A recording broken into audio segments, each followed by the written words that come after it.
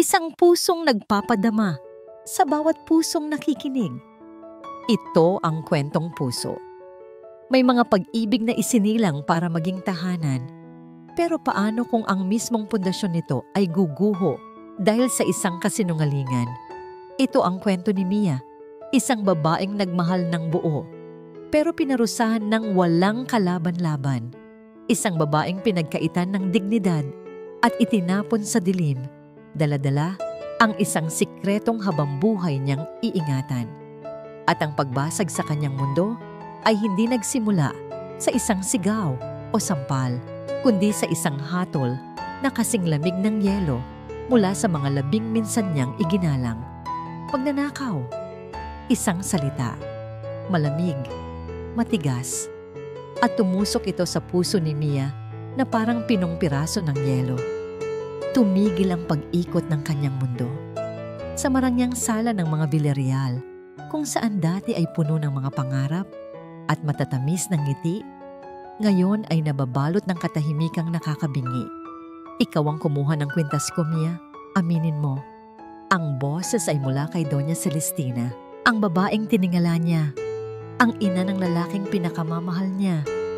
Ngayon ay nakatayo sa harap niya na parang isang hukom, at ang mga mata nito'y nagbabaga sa galit. Nanlamig ang mga kamay ni Mia.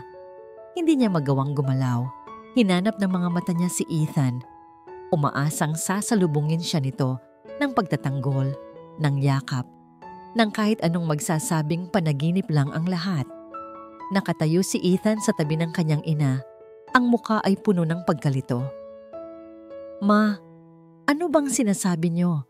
That's impossible. Hindi magagawa ni Mia yan. Impossible? Tumawa si Doña Celestina, isang tawang walang kagalakan. Ipinakita niya ang isang maliit na papel. Isang resibo mula sa sanglaan. At kaninong pangalan at pirma ang nandito? Ethan? Sa kanya. Lumapit si Mia para tingnan. Nakita niya ang pangalan niya, pero hindi yun ang sulat kamay niya. Isang kasinungalingan, isang bitag. Hindi po totoo yan. Halos pabulong na sabi ni Mia. Ang boses niya ay nanginginig, pero hindi na nakinig si Doña Celestina. Ang mga mata niya ay parang apoy na handang tumupok sa lahat ng katwiran. Huwag ka nang magsinungaling. Akala ko ba'y disente kang babae? Pero isa ka lang palang ahas na pumasok sa pamamahay ko. Ginayuma mo ang anak ko para lang sa pera namin. Bawat salita ay isang sampal. Bawat paratang ay isang sugat. Ma, please stop this. Nagmamakaawang sabi ni Ethan. Pero ang boses niya ay tila walang lakas laban sa galit ng kanyang ina.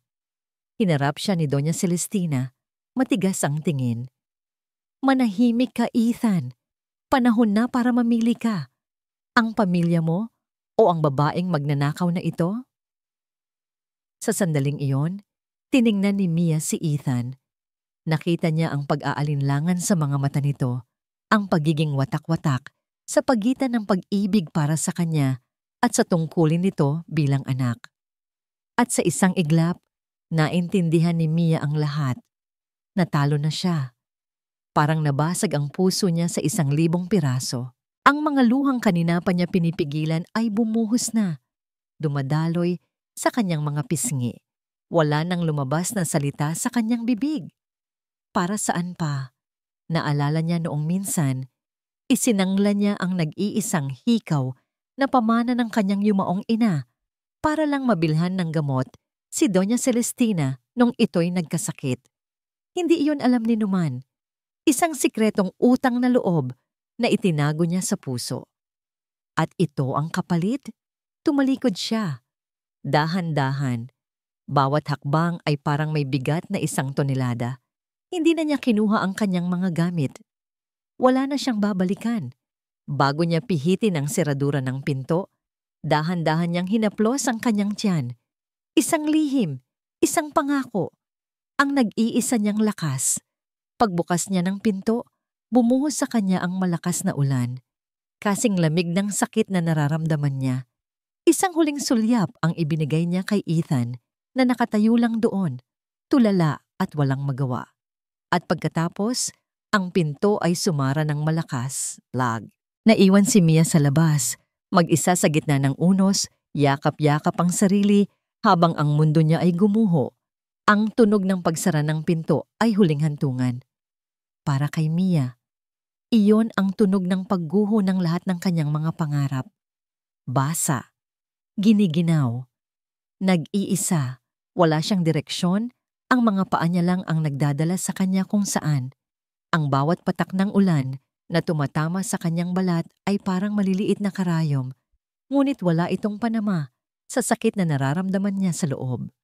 Ang isip niya'y blangko, ang puso niya'y wasak, pero habang marahan niyang hinihimas ang kanyang tiyan, isang bagay ang malinaw, hindi na siya pwedeng manghina. May isang buhay na umaasa sa kanya, kailangan niyang mabuhay. Sa dulo ng isang madilim na kalye, nakakita siya ng isang waiting shed, isang kanlungan. Doon, sa isang malamig na sementadong upuan, umupo siya at niyakap ang kanyang mga tuhod. Sinusubukang protektahan ang sarili mula sa lamig at sa kalupitan ng mundo. Samantala, sa loob ng mansyon, ang katahimikan ay kasing bigat ng kasalanang naganap. Hinawakan ni Doña Celestina ang balikat ni Ethan. Ang boses niya ay biglang naging malumanay, puno ng pag-aalala na kanina lang ay wala. Anak, I'm sorry na kailangan mong masaksihan ang lahat ng ito. I did this for you, para protektahan ka.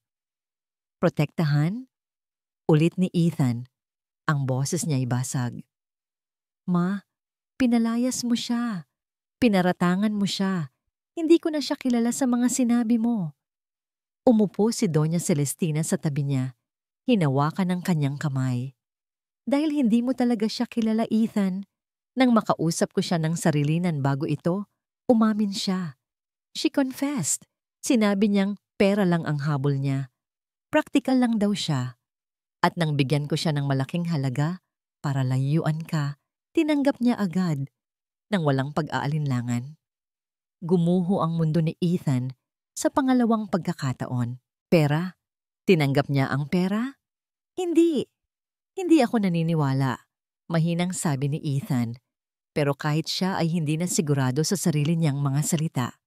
It's the painful truth, anak. Some people are just like that. Malungkot na sabi ng kanyang ina. Pumanig si Ethan sa kanyang kwarto. Ang bawat hakbang ay tila pabigat ng pabigat. Gusto niyang maniwala sa ina niya. Ito ang kanyang ina.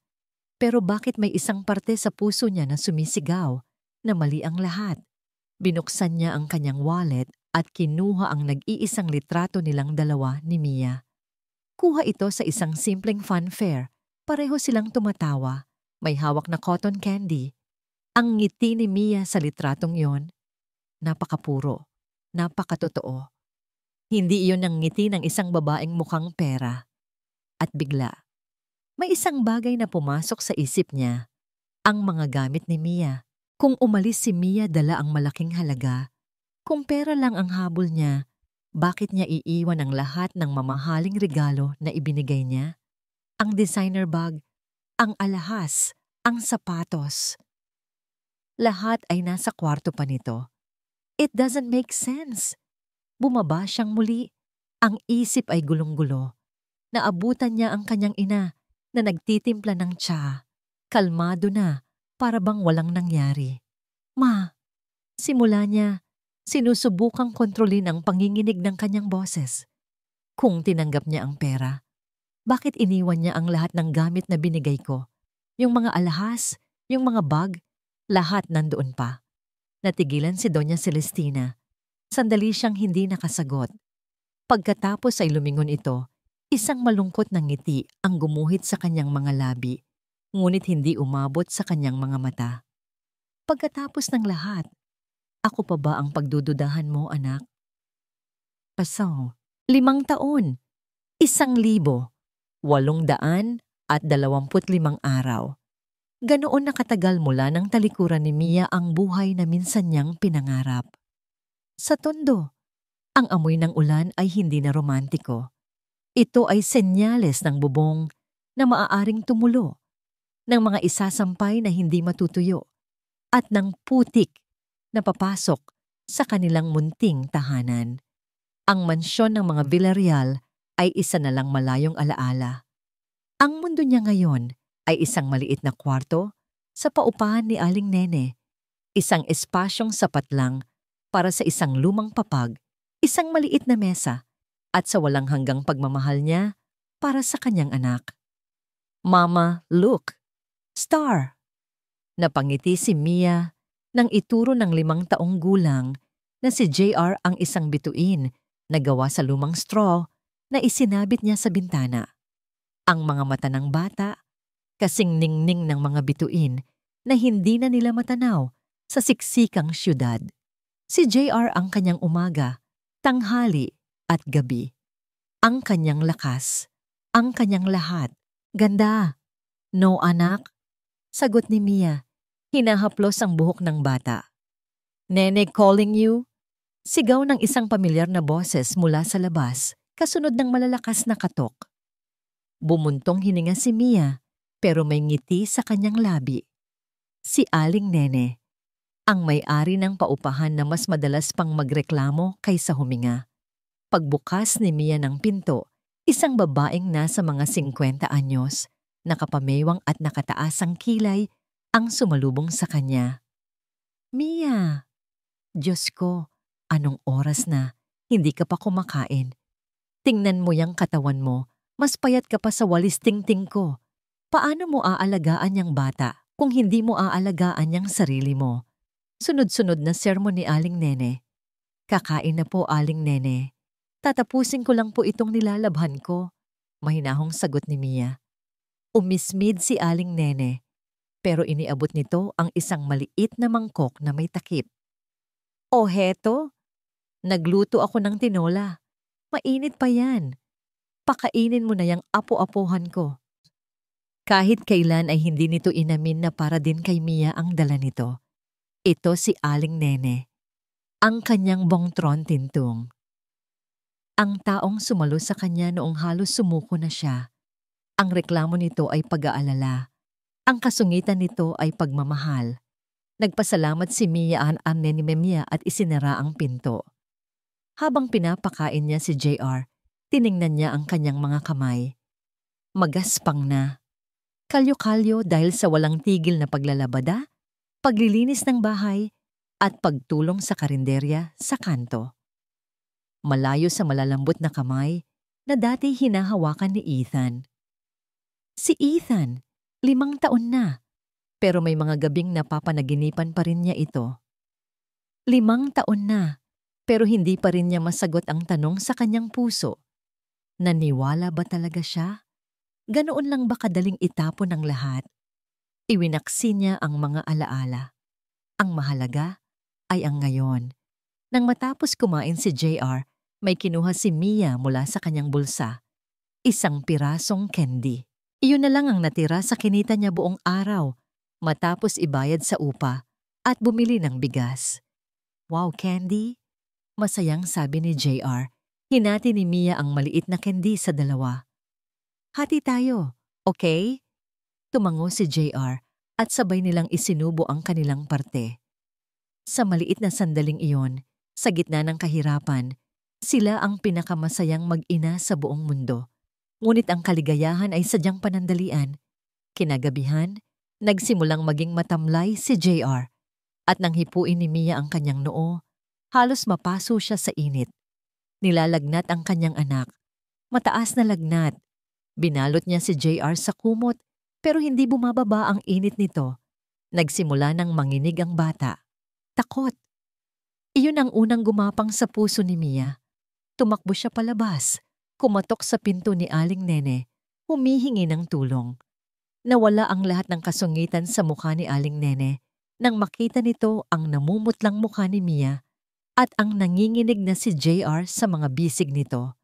Diyos ko, anong nangyari? Sigaw nito. Agad na hinipo ang noo ng bata. Napakainit. Kailangan na nating dalhin yan sa doktor. Wala po akong pera, Aling Nene. Wala po talaga. Umiiyak na, sabi ni Mia, ang boses ay basag na sa pag-aalala. Nagmamadaling pumasok si Aling Nene sa kwarto nito at pagbalik ay may iniabot na lukot-lukot na mga pera. Heto, ito na ang lahat ng natira sa akin. Hindi ito sapat para sa ospital, pero dalhin mo na siya sa health center. Bilis!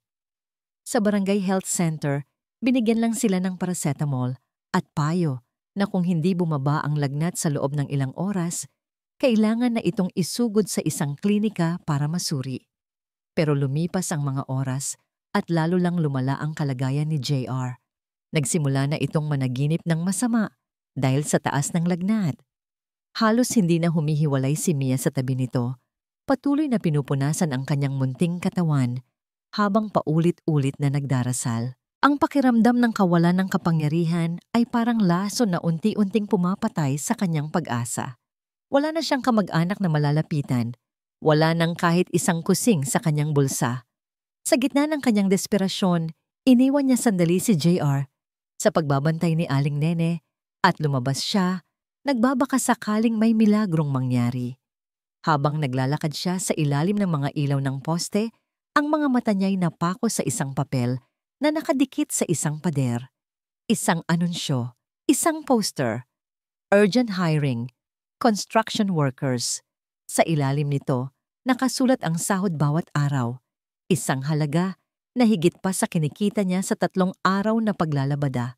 Isang halaga na sapat para maipasok niya si JR sa klinika. Napalunok si Mia, trabaho para sa lalaki. Mabigat, mapanganib.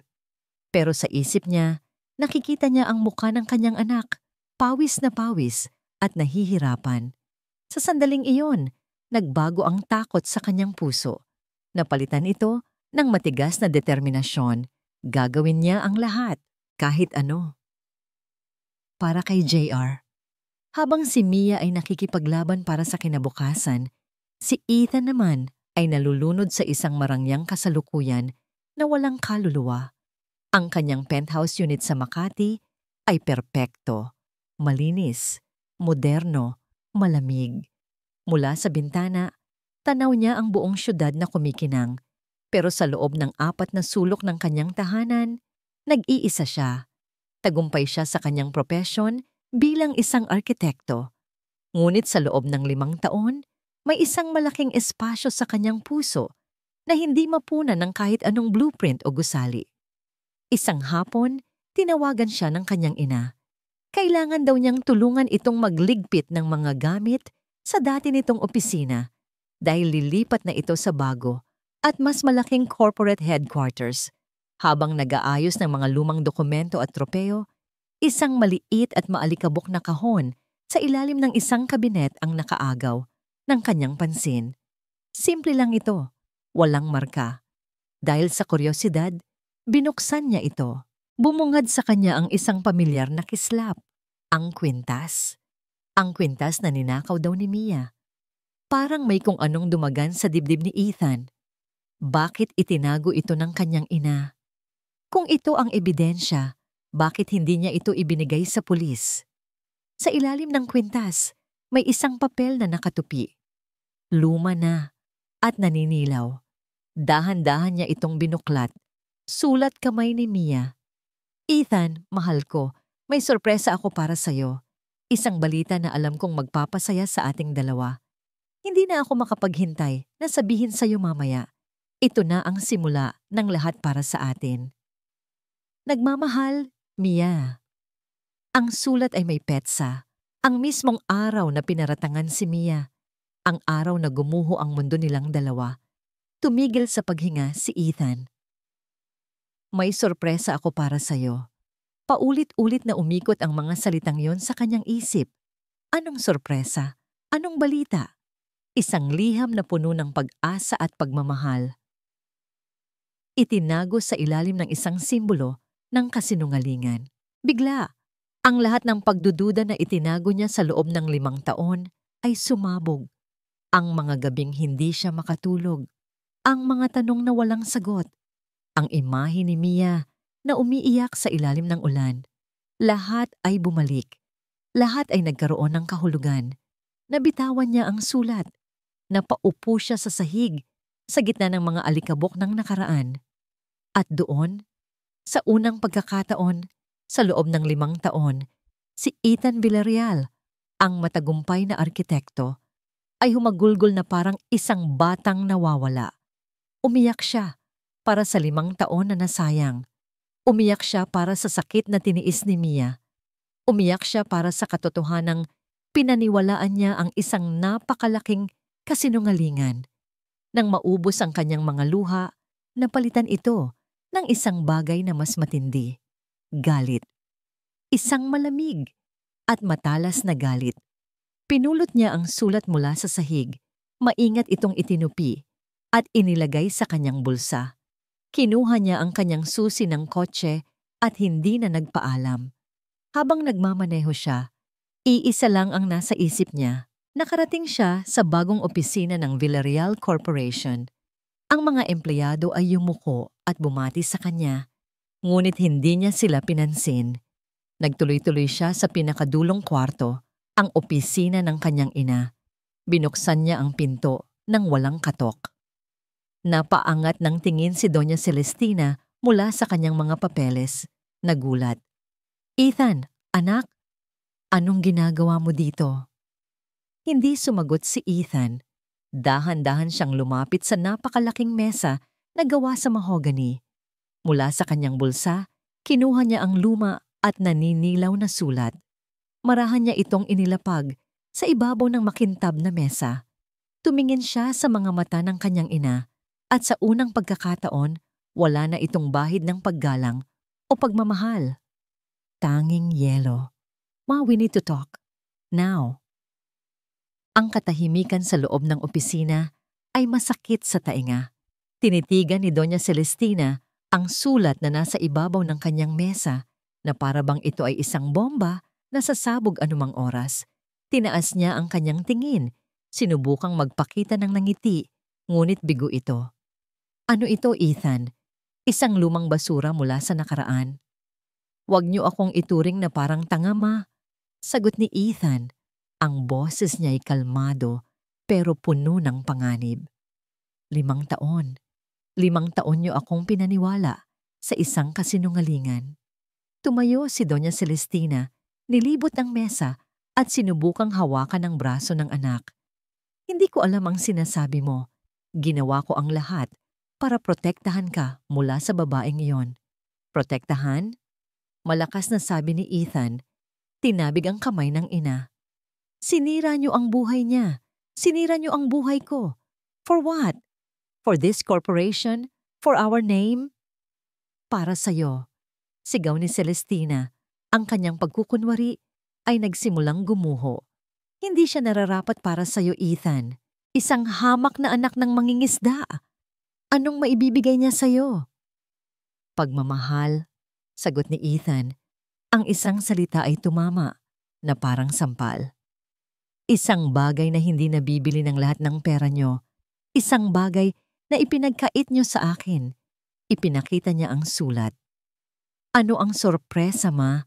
Anong balita ang sasabihin niya sa akin sa araw na yon? Ang araw na sinira niyo siya?" Hindi makasagot si Doña Celestina. Ang kanyang mukha ay namutla. Sa isang iglap, nakita ni Ethan ang sagot sa mga mata ng kanyang ina. Takot. At sa sandaling iyon, lahat ng piraso ay nagkabit-kabit sa isip ni Ethan. Isang sorpresa, isang sikreto, isang dahilan para umalis ng walang salita, isang dahilan para tiisin ang lahat. Isang bata. Parang sinaksak ang puso ni Ethan.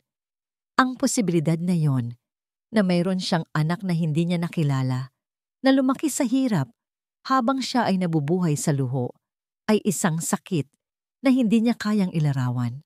"Diyos ko," bulong niya, napahawak sa kanyang dibdib. "May anak kami, hindi ba?" Ang katahimikan ni Doña Celestina ay ang kanyang pag-amin. Tumalikod si Ethan. Hindi na niya kayang tingnan pa ang mukha ng sarili niyang ina. Naglakad siya patungo sa malaking bintana. Tinitingnan ang syudad sa ibaba. Isang syudad na balak niyang pagharian. Isang syudad na ngayon ay wala ng halaga. Tapos na tayo, sabi niya. Ang boses ay pinal at walang emosyon. Anong ibig mong sabihin? Nanginginig na tanong ni Celestina. Humarap si Ethan. Wala nang luha sa kanyang mga mata. Wala nang galit. Tanging isang malawak na kawalan. Simula sa araw na ito, hindi na ako isang Villarreal.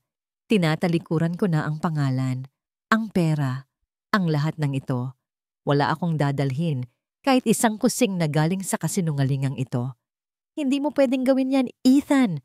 Ako ang ina mo. Sa akin ka may utang na loob. Ang utang ko ay kay Mia, mariing sabi ni Ethan. At sa anak na ipinagkait niyo sa akin, hahanapin ko sila at babayaran ko ang utang na yon. Kahit buong buhay ko pa ang maging kabayaran. Naglakad siya palabas ng pinto. Hindi na lumingon pa.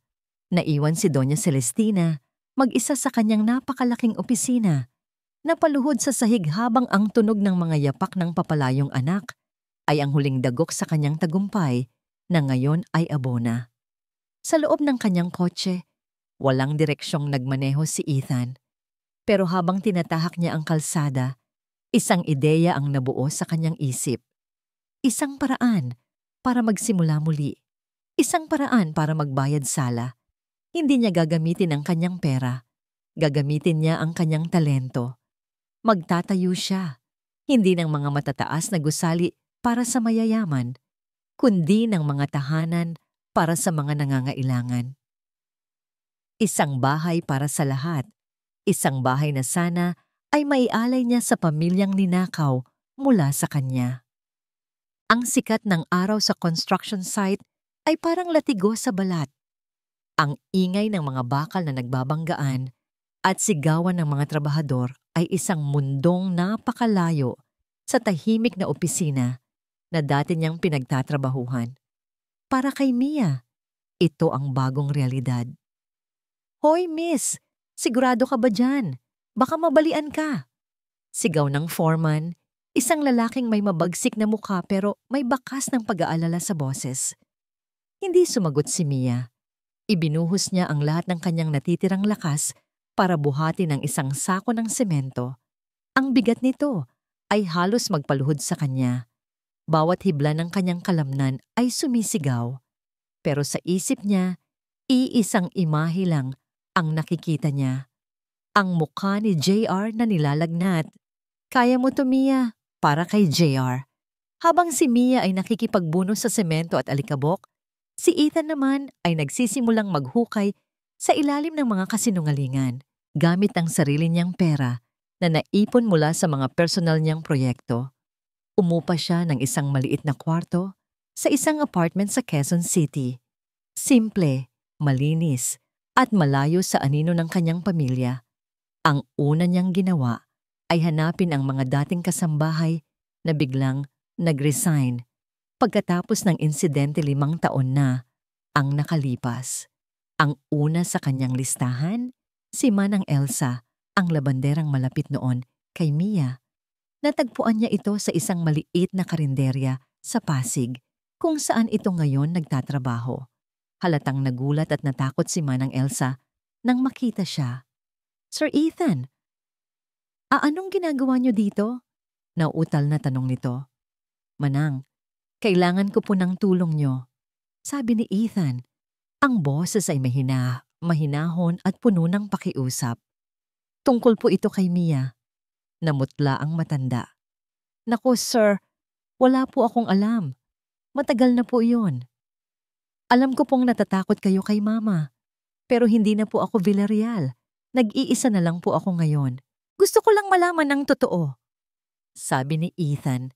At sa kanyang mga mata, nakita ni Manang Elsa ang desperasyon at sinseridad. Bumuntong hininga ang matanda. Wala akong nakita sa mismong gabi na yon, sir. Pero narinig ko ang usapan. Si Donya, pinilit niyang paalisin si Mia. Binantaan. Walang perang ibinigay. Pinalayas lang siya na parang aso. Tumagos ang sakit sa puso ni Ethan. Saan siya nagpunta, Manang? May nasabi po ba siya? Umiling si Manang Elsa. Hindi ko alam, sir, pero may isa pa kaming kasama noon, si Nenita. Taga-Tondo yon. Naawa siya kay Mia. Baka tinulungan niya. Pero nag-resign din siya 1 linggo pagkatapos noon. Tondo. Isang lugar, isang direksyon, isang sinag ng pag-asa. Samantala, pabalik sa construction site, pagod na si Mia. Ang kanyang likod ay nananakit, ang kanyang mga braso ay namimitig. Ngunit natapos niya ang isang buong araw. Iniabot sa kanya ng foreman ang kanyang sahod. Lukot-lukot na mga pera. Marumi. Pawisan. Pero para kay Mia, hawak niya ang pinakamahalagang yaman sa buong mundo. Hawak niya ang buhay ng kanyang anak. Salamat po, sabi niya. Halos maiyak sa pasasalamat. Hindi na siya nag-aksaya ng panahon. Tumakbo siya. Hindi niya ininda ang pagod at sakit ng katawan. Tumakbo siya palabas ng gate, mahigpit na hawak ang perang magliligtas sa kanyang anak, patungo sa direksyon ng pinakamalapit na klinika. Kinabukasan, dinala ni Ethan ang kanyang kotse sa hangganan ng Tondo. Doon, ipinarada niya ito sa isang pay parking at nagpatuloy ng naglalakad. Ang pagpasok sa Tondo ay parang pagpasok sa ibang dimensyon. Ang malinis at tahimik na mga kalye ng Makati ay napalitan ng makikitid na eskinita. Ang amoy ng mamahaling pabango ay napalitan ng pinaghalong amoy ng usok, ng nilulutong pagkain mula sa mga karinderya, at ng alat ng hangin mula sa dagat. Nawala ang tunog ng mahihinang usapan sa mga coffee shop.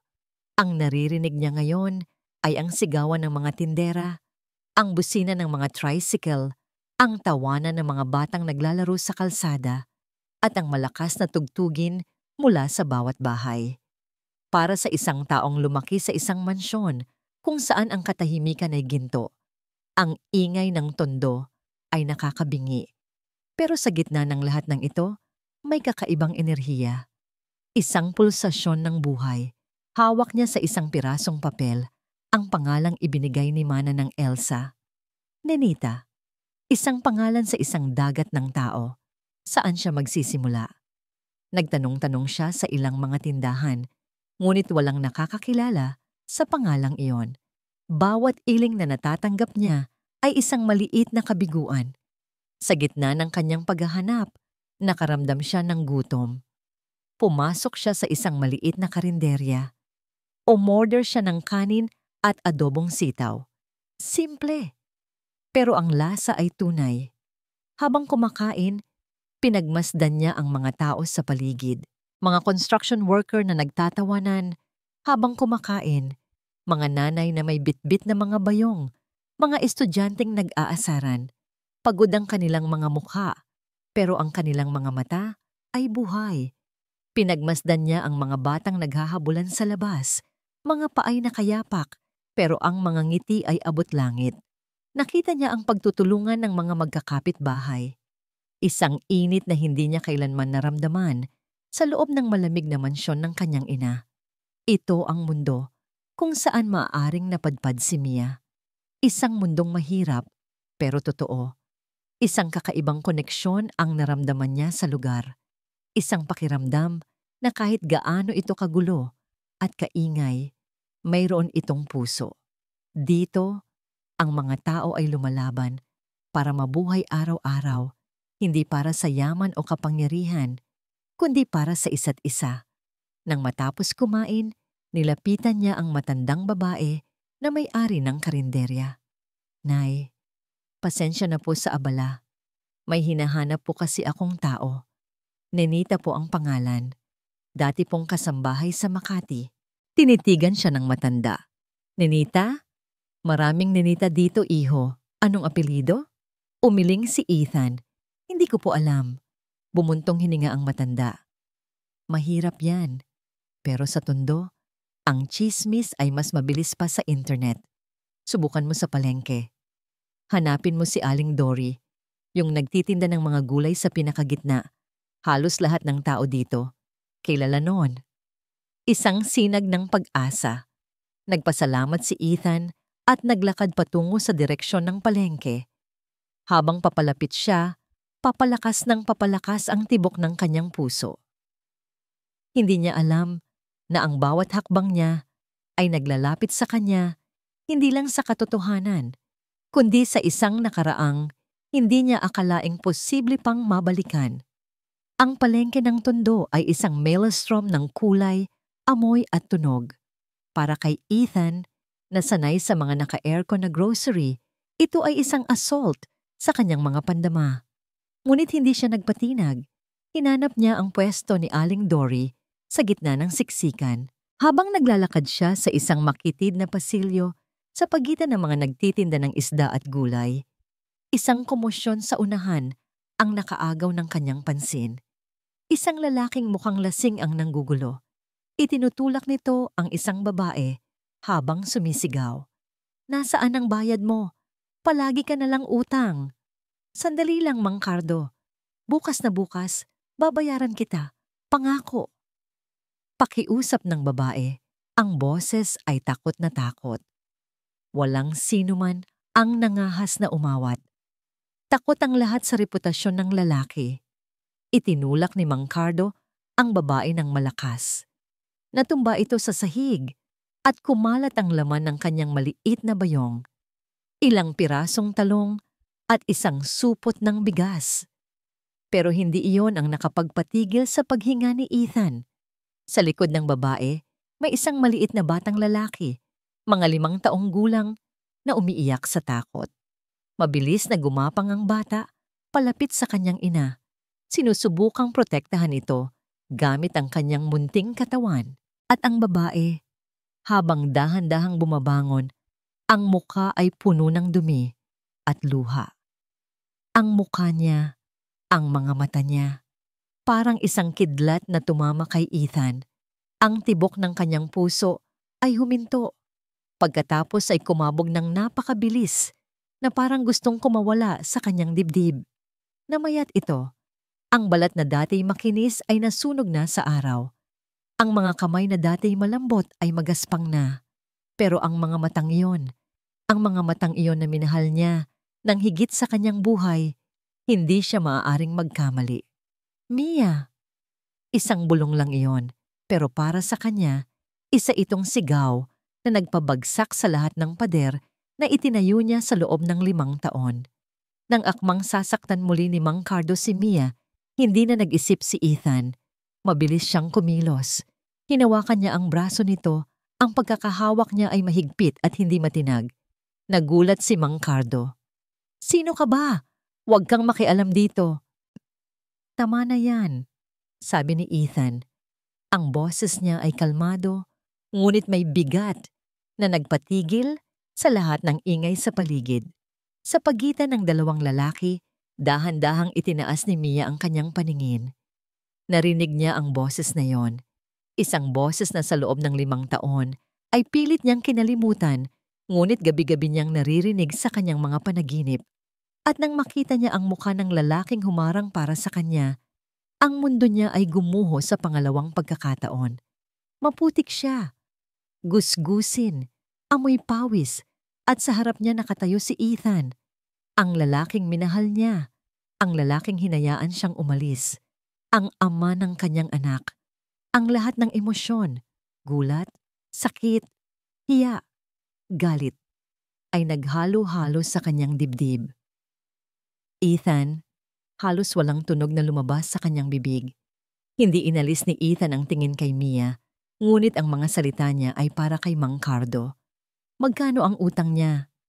"1,000, mayabang na sagot ng lasing. Hindi nagdalawang isip si Ethan. Kumuha siya ng pera sa kanyang wallet, kumuha ng 2,000 at inihagis ito sa dibdib ng lalaki. "Heto, huwag ka nang magpapakita sa kanila kailanman." Kinuha ni Mang Cardo ang pera, nagulat, at pagkatapos ay umalis ng may pagbubulong-bulong. Nawala na ang panganib, ngunit napalitan ito ng isang tensyon na mas nakakamatay. Katahimikan. Tanging ang hikbi na lang ng maliit na si JR ang maririnig. Niyakap ng bata ang binti ng kanyang ina. Nakatitig sa estrangherong nasa harap nila. At doon, sa unang pagkakataon, nakita ni Ethan Nang malinaw ang mukha ng bata, ang kanyang mga mata, ang hugis ng kanyang ilong, parang sinaksak si Ethan ng 1,000 beses. Walang duda, ito ang kanyang anak, ang laman ng kanyang dugo, ang sorpresa na hindi niya nalaman. "Mia," sabi niya ulit. Ang boses niya'y basag na, puno ng sakit at pagsisisi. Ngunit ang nakita niya sa mga mata ni Mia ay hindi na ang babaeng mahina na umiiyak sa ilalim ng ulan. Nakita niya ang isang babaeng pinatigas ng panahon, isang inang handang pumatay para sa kanyang anak. Mabilis na pinulot ni Mia ang mga nahulog na gulay at hinila si JR. "Huwag," sabi niya. Ang boses ay malamig at matigas. "Umalis ka na." Tumalikod siya at nagsimulang maglakad palayo. Hila-hila ang kanyang anak na patuloy na tumitingin pabalik sa lalaking nagligtas sa kanila. "Mia, sandali!" Sigaw ni Ethan. Sinubukang humakbang para sundan sila. Pero si Mia, kasama ang kanilang anak, ay mabilis na nawala sa siksikan ng mga tao sa palengke, nilamon ng magulong mundo na naging kanlungan niya sa loob ng 5 taon. Naiwan si Ethan, nakatayo sa gitna ng palengke, mag-isa. Natagpuan na niya sila, at sa isang iglap, nawala rin sila. Tumakbo si Mia na parang hinahabol ng sarili niyang multo. Hindi niya alintana ang mga taong nababangga niya. Ang tanging nasa isip niya ay ang makalayo. Makalayo kay Ethan. Makalayo sa sakit. Hawak niya ng mahigpit ang kamay ni JR. "Dalian mo, anak. Bilis," sabi niya. Ang boses ay nanginginig. Ang stress mula sa pag-aalala. Para kay JR, ang pagod mula sa trabaho sa construction.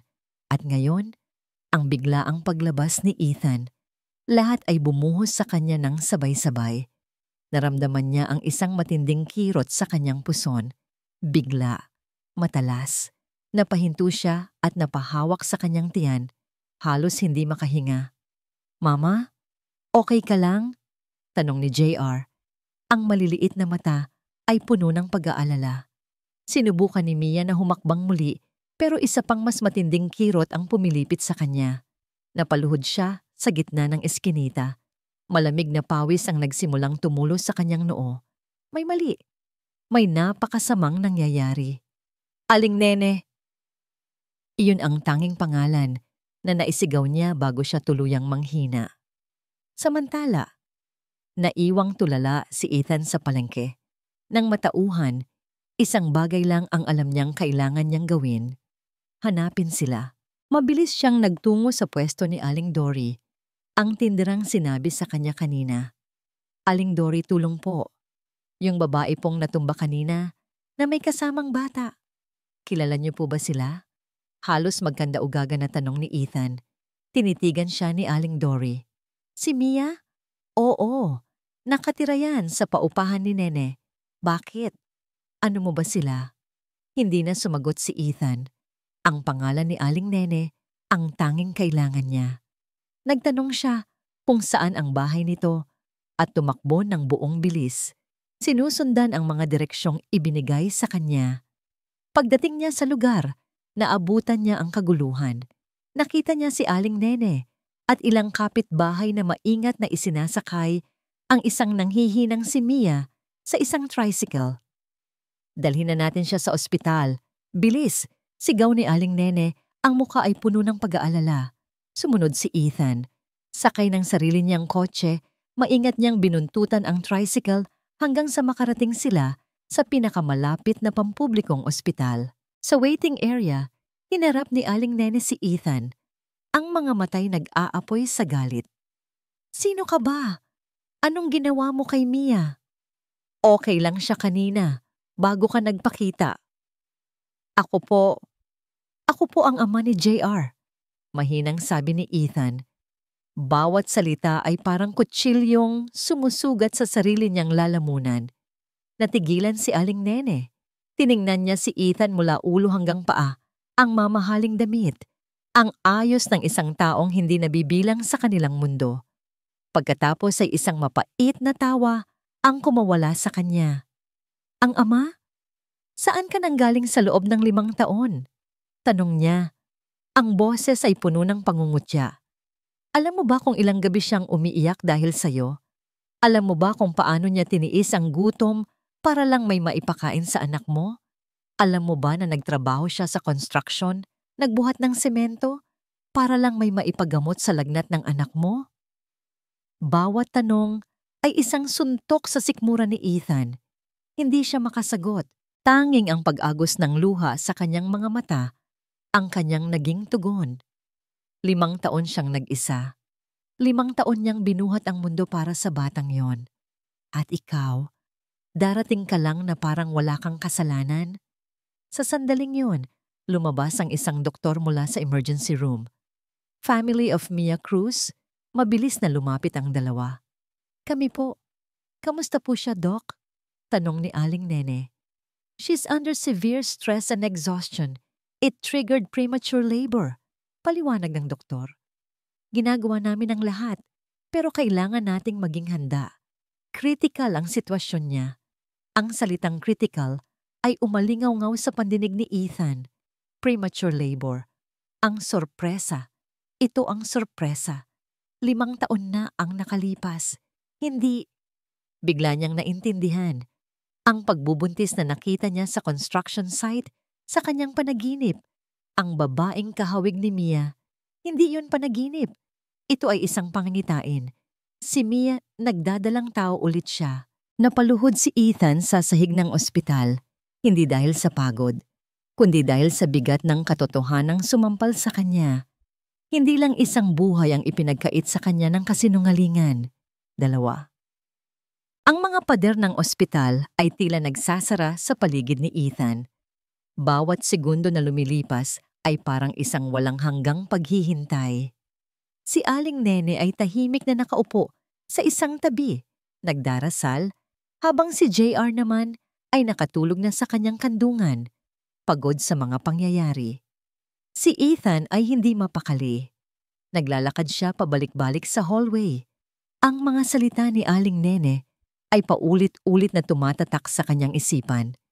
Nagbuhat ng semento, tiniis ang gutom, isang galit na hindi niya panaramdaman kailanman ang nagsimulang umakyat mula sa kaibuturan ng kanyang kaluluwa. Isang galit na hindi na para sa kanyang sarili, kundi para sa 2 taong sinira ng kasakiman ng kanyang ina.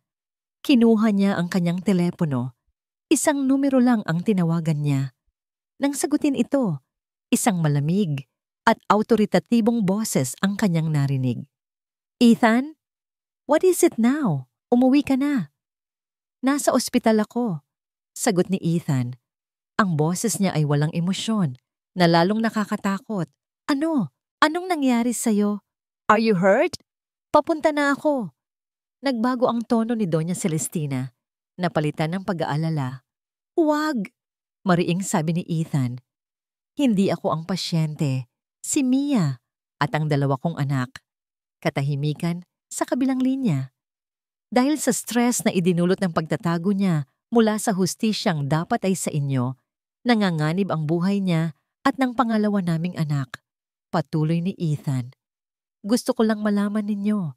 Gusto kong ipamukha sa inyo ang resulta ng ginawa ninyo. Ethan, anak, let me explain. Walang dapat ipaliwanag. Putol ni Ethan. May isa lang akong huling sasabihin sa inyo, Ma. At gusto kong makinig kayo ng mabuti. Huminga siya ng malalim. Pinipigilan ang panginginig ng kanyang boses. Kung may mangyaring masama kay Mia o sa mga anak ko, hindi lang pangalan ninyo ang tatalikuran ko. Sisiguraduhin kong malalaman ng buong mundo kung sino talaga si Doña Celestina Villarreal. Sisirain ko ang lahat ng itinayo ninyo, tulad ng pagsira ninyo sa pamilya ko. Hindi na niya hinintay ang sagot. Ibinaba niya ang tawag. Iyon na yon. Ang huling sinulid na nag-uugnay sa kanyang nakaraan ay naputol na. Wala nang atrasan. Sa Villarreal Corporation, nabitawan ni Doña Celestina ang kanyang telepono. Napaupo siya sa kanyang mamahaling leather na upuan. Sa unang pagkakataon, ang babaeng bakal, ang reyna ng kanyang imperyo ay nagpakita ng kahinaan. Ang banta ng kanyang anak ay hindi biro. Nakita niya ang determinasyon sa mga mata nito kanina. Nagsimulang mag-unahan ang mga luha sa kanyang mga mata. Ngunit hindi ito luha ng pagsisisi. Ito ay luha ng takot. Takot na mawala ang lahat ng pinaghirapan niya. Naiwan siyang mag-isa sa tuktok ng kanyang tagumpay. Napapalibutan ng yaman. Ngunit sa loob-loob niya, alam niyang siya na ang pinakamahirap na tao sa buong mundo. Samantala, pabalik sa ospital. Lumabas ang doktor mula sa operating room. Tinatanggal ang kanyang face mask. Mukha itong pagod, ngunit may bahagyang nangiti. Mabilis na tumayo sina Ethan at Aling Nene. "Doc, kamusta na po sila?" Halos sabay nilang tanong. "The baby is premature, but he's a fighter. He's stable now and in the incubator," sabi ng doktor. Si Mrs. Cruz naman, she lost a lot of blood. But she's a fighter too. Stable na rin siya. She's resting. Pwede na siyang bisitahin isa-isa pero sandali lang. Isang malaking bigat ang nawala sa dibdib ni Ethan. Huminga siya nang maluwag sa unang pagkakataon sa loob ng maraming oras. Tiningnan niya si Aling Nene na umiiyak na ngayon sa pasasalamat. "Mauna na po kayo," sabi ni Ethan. "Karapatan niyo po yan." Nagulat si Aling Nene sa sinabi ni Ethan, ngunit tumango ito at pumasok sa kwarto. Habang naghihintay, naupo si Ethan sa tabi ni JR na mahimbing pa ring natutulog. Hinaplos niya ang buhok ng bata. Ang kanyang puso ay umaapaw sa pagmamahal at sakit. Ito ang kanyang anak. At sa kabilang pinto, ang kanyang pangalawang anak. At ang babaeng handang isugal ang lahat para sa kanila. Hindi na siya aalis. Kahit itaboy pa siya ng paulit-ulit. Dito na ang lugar niya. Sa tabi nila. Pagmulat ni Mia ng kanyang mga mata, puting kisame ang una niyang nakita. Amoy gamot. Ingay ng mga monitor. Nasa ospital siya. Ang unang pumasok sa isip niya, ang kanyang mga anak. Sinubukan niyang bumangon, ngunit isang mainit na kamay ang marahang pumigil sa kanya. "Dahan-dahan lang, Mia. You need to rest." Ang boses na yon, napalingon siya at ang puso niya ay muling kinuyom ng takot at galit. Si Ethan, nakaupo sa tabi ng kanyang kama, ang mga mata ay namumugto, ang mukha ay puno ng pag-aalala. "Nasaan ang mga anak ko?" Malamig niyang tanong, binabawi ang kanyang braso. "Nasa nursery ang bunso, ligtas siya." Si JR kasama ni Aling Nene sa labas. Mahinang sagot ni Ethan. "Umalis ka na." Utos ni Mia, hindi tumitingin sa kanya. "Hindi ka namin kailangan dito." Hindi kumibo si Ethan. Tumayo lang siya at sa isang iglap, inakala ni Mia na aalis na ito. Ngunit sa halip, lumayo lang ito ng kaunti. Sapat para bigyan siya ng espasyo. "Hindi ako aalis," sabi nito. Ang boses ay pinal. "Kahit anong sabihin mo, hindi ako aalis." Sa mga sumunod na araw, naging ganoon ang kanilang routine. Gigising si Mia na nandoon si Ethan sa isang sulok, tahimik na nagbabantay. Aalis lang ito para bumili ng pagkain para sa kanya at kay Aling Nene o para silipin ang dalawa nilang anak. Hindi na niya ito kinakausap. Bawat pagsubok ni Ethan na magsimula ng usapan ay sinasalubong niya ng yelo. Ang pader na itinayo niya sa paligid ng kanyang puso sa loob ng 5 taon ay matibay at mataas. Pero kahit hindi siya tumitingin, nakikita niya. Nakita niya kung paano nito binayaran ang lahat ng gastusin sa ospital nang walang sinasabi. Nakita niya kung paano ito natutulog nang nakaupo sa labas ng kwarto para lang mabantayan sila.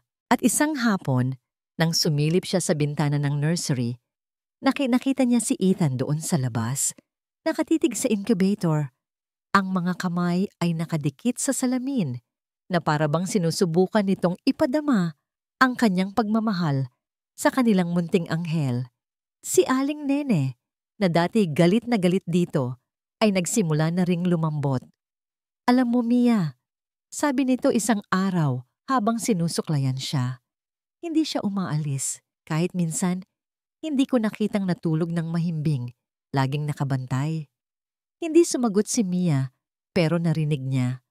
Ang pinakamatinding dagok sa kanyang pader ay dumating isang araw bago siya lumabas ng ospital. Naglalakad siya pabalik sa kanyang kwarto nang marinig niya ang boses ni JR mula sa waiting area. "Tito, yung baby po ba, kapatid ko?" Sumilip si Mia.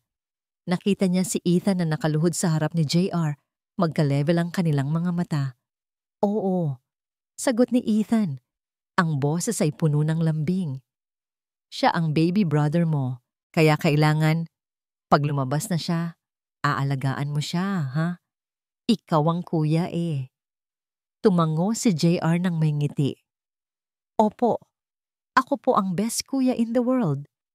Sa sandaling iyon, sa pagitan ng dalawang mag-ama na hindi magkakilala ngunit may dugong nag-uugnay, nakita ni Mia ang isang bagay na matagal na niyang kinalimutan, ang anino ng isang pamilya. Walang sinabi si Mia. Tahimik siyang bumalik sa kanyang kwarto, umupo sa kama, at sa unang pagkakataon, hindi galit o sakit ang naramdaman niya pagkalito. Kinabukasan, oras na para lumabas ng ospital. Habang nag-aayos sila ng gamit, pumasok si Ethan. "Ready na po kayo? Nakahanda na ang tricycle sa labas," sabi nito. Tiningnan siya ni Mia. Buong akala niya ay isang magarang kotse ang dadating. Ngunit isang tricycle, ang hari ng kanilang kalsada, ang kanyang inihanda.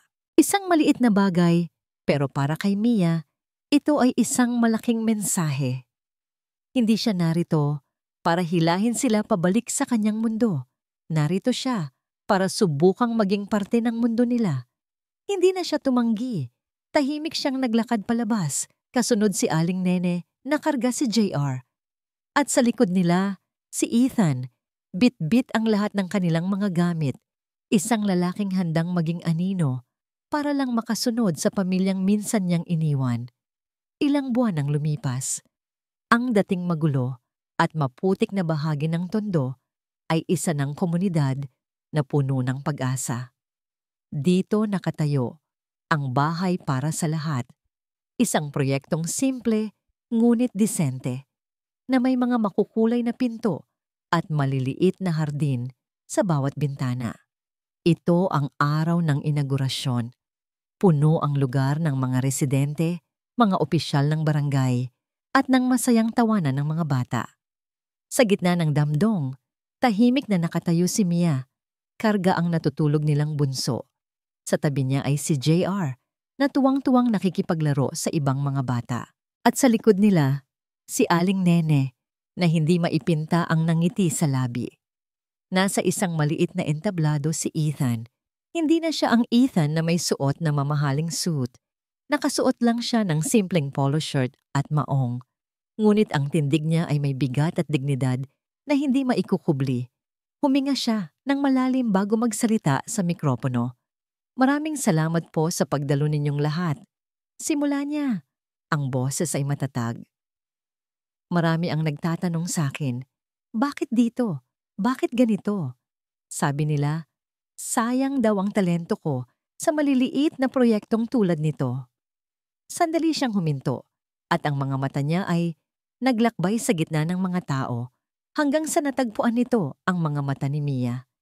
"Pero natutunan ko po na ang halaga ng isang bahay ay wala sa taas o sa granito. Ang tunay na tahanan ay hindi gawa sa semento, kundi sa puso. Ito ay lugar kung saan ka ligtas. Isang lugar para sa mga pangalawang pagkakataon. Isang lugar kung saan ang pamilya ay nabubuo." Bawat salita niya ay para kay Mia. Alam ito ni Mia. At sa unang pagkakataon, hindi niya ito iniwasan ng tingin. Hinayaan niyang makita ni Ethan ang pasasalamat at ang unti-unting paghilom sa kanyang mga mata. Pagkatapos ng kanyang talumpati at ng masigabong palakpakan, bumaba si Ethan sa entablado. Ngunit hindi siya pumunta sa mga opisyal. Naglakad siya ng diretso, nilagpasan ang lahat, hanggang sa huminto siya sa harap ni Mia. Biglang tumahimik ang paligid. Ang lahat ng mga mata ay nakatuon sa kanila. Walang sinabi si Ethan. Dahan-dahan, Sa harap ng daan-daang tao, lumuhod siya sa isang tuhod. Napaawang ang bibig ni Mia. Napatakip si Aling Nene sa kanyang bibig. Mula sa kanyang bulsa, hindi isang mamahaling singsing ang kinuha ni Ethan, kundi isang simpleng susi. Ang susi sa isa sa mga bagong bahay. Itinaas niya ito kay Mia. Ang kamay ay bahagyang nanginginig. "Mia," sabi niya. Ang boses ay basag sa emosyon. "Hindi ko na maibabalik ang kahapon. Hindi ko na mabubura ang 5 taon ng sakit. Pero hayaan mo akong itayo ang ating bukas. Hayaan mo akong bigyan ka ng tahanan na ipinagkait ko sa iyo noon. Hayaan mo akong maging ama sa mga anak natin. Hayaan mo akong maging asawa mo. Pakasalan mo ako, Mia." Tumulo ang mga luha mula sa mga mata ni Mia. Ngunit hindi na ito luha ng sakit. Ito ay luha ng pag-asa, ng kapatawaran, at ng pag-ibig na sa wakas ay nakahanap na ng daan pauwi. Dahan-dahan, tumango siya. Isang patak ng kanyang luha ang pumatak sa kamay ni Ethan na may hawak na susi. Oo, bulong niya. Isang malakas na hiyawan at palakpakan ang pumuno sa hangin. Umiiyak si Aling Nene sa tuwa. Niyakap ni JR ang binti ng kanyang ama. Sa di kalayuan, sa loob ng isang itim na kotse na may tinted na salamin, may isang babaeng tahimik na nanonood. Si Doña Celestina. Nakita niya ang lahat. Ang pagluhod, ang susi, ang pagtanggap. Nakita niya ang pamilyang sinira niya na ngayon ay muling nabubuo sa isang lugar na hindi niya kayang bilhin. Isang mainit na likido ang dumaloy sa kanyang pisngi. Isang luha ng pagsisisi. Itinaas ng driver ang bintana at ang kotse ay tahimik na umalis, nilalamon ng anino. Habang si Ethan naman, tumayo na at niyakap ng mahigpit si Mia at ang kanilang mga anak. Magkakasama sila sa wakas, hawak ang susi ng kanilang bagong simula, sa harap ng tahanang itinayo mula sa mga durog na piraso ng kanilang nakaraan. Makalipas ang 1 taon. Ang sikat ng araw sa tondo ay hindi na latigo sa balat. Ito ay isang mainit na yakap. Sa balkonahe ng isa sa mga bahay sa bahay para sa lahat, nakaupo si Mia habang isinasandal ang kanyang ulo sa balikat ni Ethan. Ang kanilang bunso, si Miguel, ay mahimbing na natutulog sa kanyang kuna, habang si JR naman, na ngayon ay 6 na taong gulang na, ay abala sa pagdidilig ng mga halamang kamatis na itinanim nila. Ang buhay nila ay simple, malayo sa karangyaan, ngunit puno. Puno ng tawanan, ng maliliit na halik, at ng kapayapaan na matagal nilang inasam. Isang itim na kotse ang pumarada sa tapat ng kanilang bahay. Isang pamilyar na kotse na minsan ay nagdulot ng takot kay Mia, ngunit ngayon ay hindi na. Bumaba mula rito si Doña Celestina.